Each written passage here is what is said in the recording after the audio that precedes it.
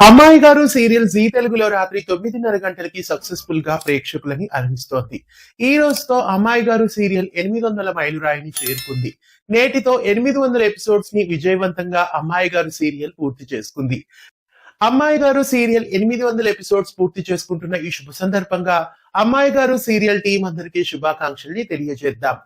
ఇక అమ్మాయి గారు సీరియల్ 800 ఎపిసోడ్ ట్విస్ట్ గా ఒక సరికొత్త ట్విస్ట్ ని కథలో ఇచ్చారు. ప్రస్తుతం రాజు రూప కలిసి రాఘవ ఆచూకి ఎలాగైనా కనిపెట్టాలని ఒక ప్లాన్ వేశారు. ప్రస్తుతం అమ్మాయి గారు సీరియల్లో ఒక కొత్త క్యారెక్టర్ ని ప్రవేశపెట్టారు. ఆనంద్ అనే కొత్త క్యారెక్టర్ ని ఇవాళ కథలో ప్రవేశపెడుతున్నారు. ఆనంద్ పాత్రలో నటుడు ప్రేమ్ కమల్ ఎంట్రీ ఇవ్వబోతున్నారు.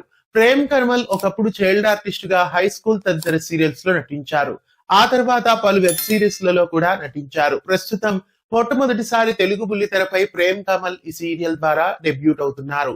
విజయాంబికని దీపక్ ని బూడి కొట్టించే ప్లాన్ లో రుక్మిణి ఆనంద్ ని ప్రేమిస్తుందని విజయాంబిక దీపక్ కి తెలిసేలా చేస్తారు. అలా ఆనంద్ ని వెతుక్కుంటూ విజయాంబిక దీపక్ వెళ్లి అతన్ని తీసుకొని వస్తారు. మరోవైపు సూర్యప్రతాప్ రాజుకి రుక్మిణికి పెళ్లి చేయాలి అనుకుంటున్న సమయంలో సరిగ్గా ఆనంద్ ని తీసుకొని వస్తుంది విజయాంబిక.